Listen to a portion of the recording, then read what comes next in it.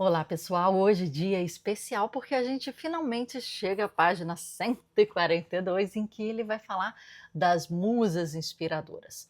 Quem já ouviu vários resumos sobre esse livro, ou as pessoas comentarem esse livro, esse é um ponto que ressalta bastante, porque ele, como a gente viu, né, na leitura e nos episódios anteriores, ele prepara o seu ambiente de trabalho. E aí você tem um ateliê, um estúdio, um escritório, etc., ele organiza, como se estivesse recebendo uma grande visita de honra, que né, são as musas inspiradoras que vão chegar e você tem que estar preparado. Então ele fala desde o tapete, ele fala da sua organização, né, ele fala como ele recebe essa inspiração. O primeiro ponto é com disciplina, estando preparado. As musas não podem chegar e vê-lo sem nenhuma preparação, porque senão elas batem, né, na porta do vizinho. E aí o vizinho que vai ganhar as inspirações, né, as palavras, no caso dele, como escritor. E agora a gente chega à grande invocação das musas. A citação de Xenofonte que abre esta sessão foi extraída de um pequeno manual intitulado O Comandante da Cavalaria, onde o célebre guerreiro historiador dá instruções aos jovens nobres que queriam ser oficiais no corpo da cavalaria ateniense. Ele afirma que o primeiro dever do comandante, antes de mandar limpar as cavalariças ou de pedir financiamento ao Conselho de Defesa, é render sacrifícios aos deuses e invocar a sua ajuda. Faço a mesma coisa. Antes de me sentar para trabalhar, recito uma prece à música, recito em voz alta, com fervor. Só depois dou início ao trabalho. Quando eu estava passando dos 20, aluguei uma casa pequena no norte da Califórnia. Fui para lá para concluir um romance ou me matar tentando. Na época, eu terminara meu casamento com uma garota que amava de todo o coração, encerrara 2 carreiras, blá, blá, blá, etc. Tudo porque, embora na época não percebesse isso, não conseguia enfrentar a resistência. Tinha 9/10 de um romance concluído e 99% de outro. Ambos foram para o lixo. Não conseguia terminá-los. Faltava energia. Cedendo à resistência, tornava-me vítima de todos os vícios, males e distrações já mencionados. Nada disso me levava a lugar nenhum e, por fim, acabei naquela sonolenta cidade da Califórnia com minha van, meu gato e minha máquina de escrever. Um sujeito chamado Paul Rink morava na mesma rua. Parecia um personagem do Big Sur e as Laranjas de Hieronymus Bosch, de Henry Miller. Era escritor. Vivia em seu trailer, Moby Dick. Eu tomava um café da manhã todos os dias com ele. Paul me apresentou todos os tipos de autores de que eu nunca ouvira falar. Deu-me lições sobre autodisciplina, dedicação, os males do mercado, mas, melhor de tudo, ensinou-me sua oração, a invocação à musa da Odisseia de Homero, na tradução de T.E. Lawrence. Paul datilografou-a para mim em sua máquina manual, ainda mais velha que a minha, conservou-a, está amarelada, ressecada, um sopro e ela se reduzirá em pó. Em minha casinha eu não tinha televisão, nunca lia um jornal, nem ia ao cinema, eu só trabalhava. Uma tarde estava martelando as teclas do meu quarto minúsculo, convertido em escritório, quando ouvi o rádio do meu vizinho tocando lá fora. Alguém clamava em voz alta para preservar, proteger e defender a Constituição dos Estados Unidos. Saí. O que era aquilo? Você não ouviu? Nixon está fora. Um cara novo assumiu. e eu não sabia absolutamente nada de Watergate. Estava determinado a continuar trabalhando, falhara muitas vezes, causara muito sofrimento a mim mesmo e às pessoas que amava. Se falhasse de novo, teria que me enforcar. Não sabia então o que era resistência. Ninguém me pusera a par desse conceito. Ela era durona, enorme. Eu a experimentava como uma tendência à autodestruição. Não conseguia terminar o que começava. Quanto mais perto chegava, mais maneiras diferentes entrevia de estragar tudo. E escrevi durante 26 meses seguidos, parando apenas para fazer um trabalho temporário no estado de Washington. Finalmente, um belo dia, cheguei à última página e datilografei. Fim. Nunca achei quem aceitasse publicar aquele livro, nem o seguinte. Só 10 anos depois, peguei o primeiro cheque por algo que escrevi, e mais 10 se passaram até que um romance, The Legend of the Bagger Vance, viesse a público. Mas o momento em que bati nas teclas as letras fim foi inesquecível. Lembro-me de tirar a folha da máquina e juntá-la ao maço que era o manuscrito terminado. Ninguém sabia o que eu havia conseguido, ninguém se importava, mas eu me importei. Senti como se um dragão que enfrentara a vida inteira acabasse de desabar a meus pés, exalando seu último sopro sulfúrico. Descansa em paz, seu desgraçado. Na manhã seguinte, foi tomar um café com Paul e disse que terminara. Ótimo para você, disse ele sem erguer os olhos. Amanhã comece outro. Invocando as Musas, segunda parte, página 145. Antes de conhecer Paul, eu nunca ouvira falar das musas. Ele me esclareceu. As musas eram 9 irmãs, filhas de Zeus e como é que é esse nome? Mnemosine, que significa memória. Seus nomes são Clio, Érato, Thalia, Perspicícore, Calliope, Polímia, Euterpe, Melpomene e Urânia. Nomes muito facinhos, né, de serem pronunciados. Sua função é inspirar artistas. Cada musa é responsável por uma arte diferente. Há um bairro em Nova Orleans onde as ruas têm os nomes das musas. Nossa Senhora! Morei ali e não sabia do que se tratava. Para mim, eram apenas nomes esquisitos, esquisitos mesmo.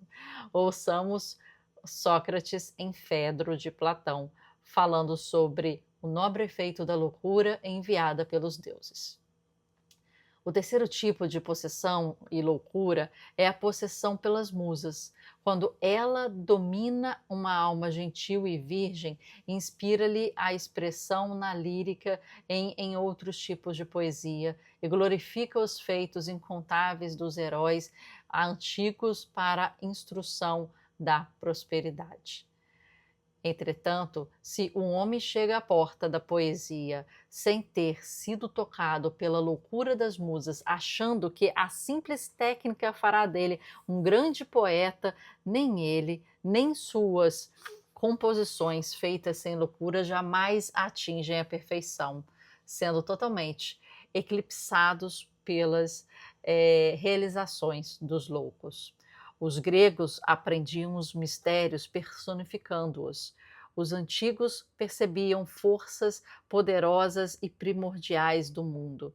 Para se aproximar delas, davam-lhes feições humanas, chamando-as Zeus, Apolo, Afrodite.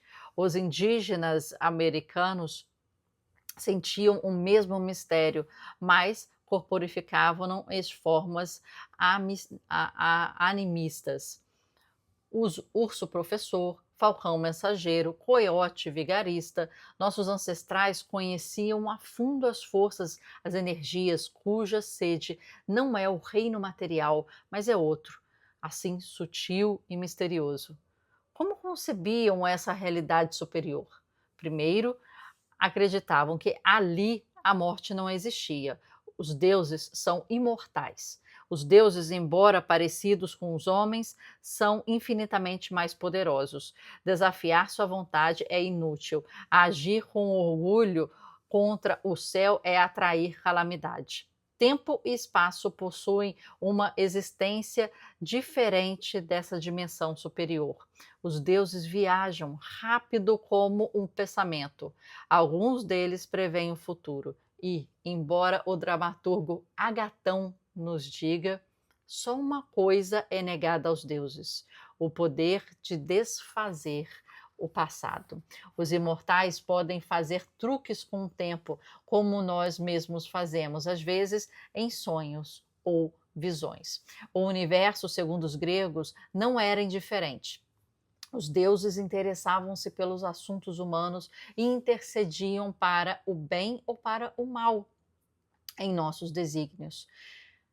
A visão contemporânea é que tudo isso é muito bonito, mas absurdo. Então responda: de onde veio Hamlet? De onde veio Partenon? De onde veio nu descendo uma escada? De onde veio isso tudo?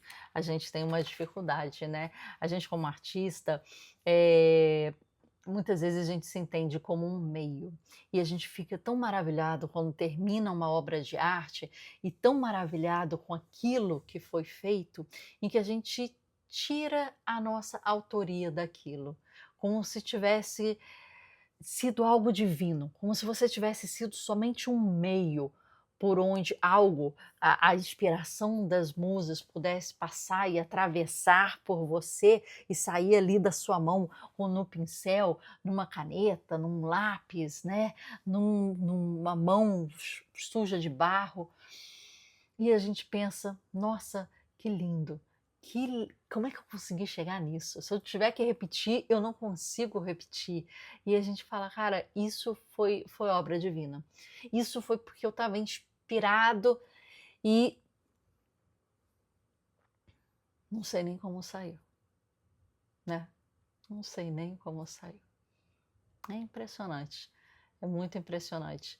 E aí a gente dá a essa obra, um quê de uma inspiração divina, das musas inspiradoras ou qualquer outra palavra que você queira usar ou chamar, né, essa divina inspiração, e a gente se pergunta, né, como é que coisas tão lindas, tão fortes foram feitas. Aqui ele fala Hamlet, ele fala Partenon, ele fala nu descendo uma escada, mas a gente pode falar muito mais coisas. A gente tem artistas que conseguiram traduzir o intraduzível de uma forma muito mágica, sabe?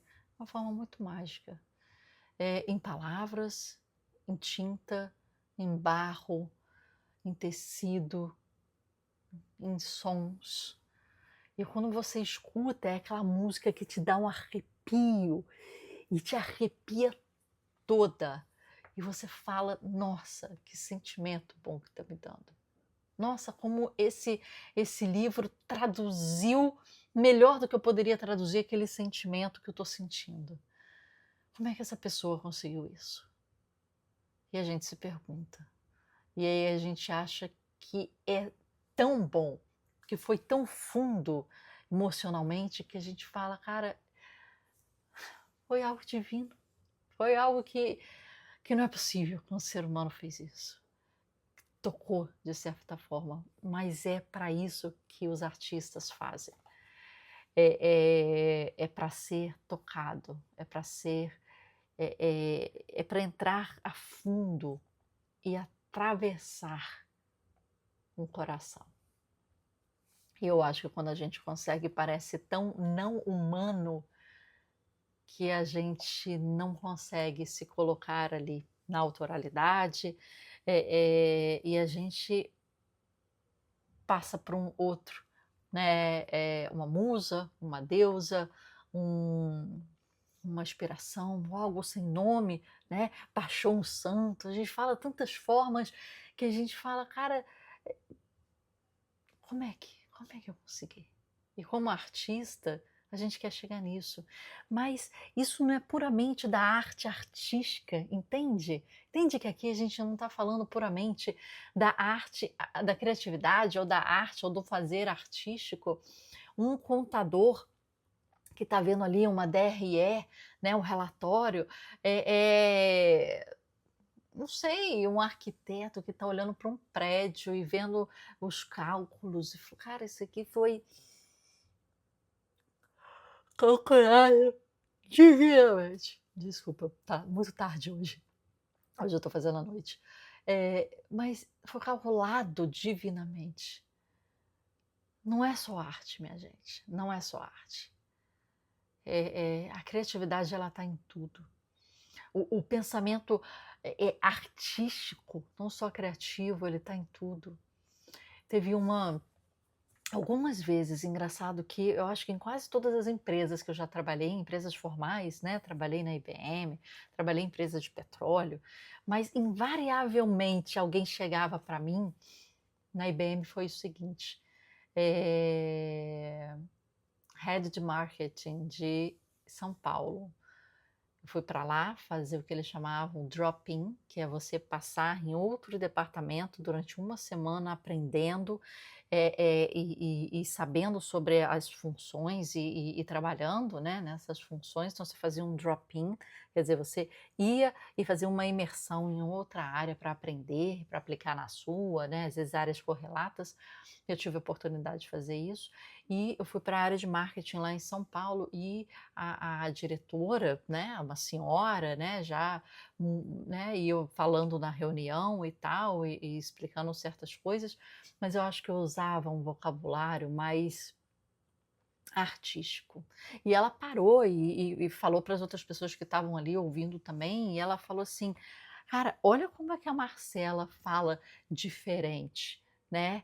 Olha os verbos que ela está usando para passar o que ela quer passar aqui", porque eu realmente estava usando verbos completamente diferentes do mercado formal, quadrado, né? Eu estava usando verbos completamente assim abertos para passar aquele mesmo sentimento ou o que eles queriam passar, mas de uma forma mais emocional, mais aberta, mais abrangente, mais poética, mais que eu ligava as emoções. Em vez de falar, né, vamos mesclar esses conceitos, né, de uma forma não sei o quê, eu falava, vamos brincar aleatoriamente com os conceitos né, dessa apresentação, de forma com que a gente traga um resultado mais. Só que eu usava constantemente, né, diversos verbos diferentes e adjetivos diferentes. E eu lembro dela parando a reunião e para falar isso, de como é que eles poderiam utilizar isso também nas reuniões deles. Aqui no Rio, um dos gerentes meus uma vez chegou e falou assim: "Você tem um brilho nos olhos que a gente não vê aqui nessa empresa. Então nunca deixe esse brilho passar, porque você faz o seu trabalho muito bem, mas você tem um brilho que vem de outro lugar. E é uma paixão, e é uma garra, e é uma determinação, e é uma força de vontade que aqui está muito esmaecida. Está um ambiente bege, estão sentimentos bege, e você, só pelo seu olhar, se destaca com isso." E assim, eu acho que é um quê de artista, é um quê de não só ser artista, porque já era naquele momento, vivia uma vida dupla, mas de ter um mindset, de respirar como artista. Sabe como é que é diferente? De tentar entender e olhar no olho. E aqui para você, quando eu não estou lendo, eu estou olhando no seu olho. Eu estou tentando que você sinta isso. Né? Eu não estou olhando para cá, para minha câmera. Se eu estivesse olhando para minha câmera, o meu cenário, o que eu estou fazendo, o que está aparecendo aí para vocês, eu estaria olhando para cá. Mas eu não estou. Eu estou olhando aqui. E eu não estou vendo nada de mim. Eu estou olhando aqui. Sempre. É uma bolinha muito pequenininha. Verde. Assim. dentro do meu celular, na lateral. Eu não estou me vendo, mas eu estou olhando para você. Eu tenho certeza que você está vendo que eu estou olhando para o seu olho. Eu estou falando tudo o que eu estou falando com mais abertura e maior carinho do mundo para que a gente possa crescer juntos. É isso. É esse tipo de conexão que eu acho que eles estavam se referenciando que faltava. É esse tipo de mindset. E se você conseguir ter, independente da sua área, contabilidade, é direito, é blockchain, eu acho que é isso que traz um grande diferencial na relação interpessoal. É um sentimento de artista. Espero que você tenha e que você consiga ver o meu aqui também. Até amanhã. Vai lá rezar e fazer essa invocação das musas inspiradoras. Eu vou colocar aqui embaixo. Eu não sei nem se ele fala aqui esse texto da invocação das musas. Ah, fala. Eu vou falar amanhã para vocês aqui. Mas de qualquer forma, eu vou deixar aqui um link abaixo. Somente da invocação das musas que ele cita. Somente essa citação para você ter. Tá bom? Te vejo amanhã, inspirado aí com as suas musas.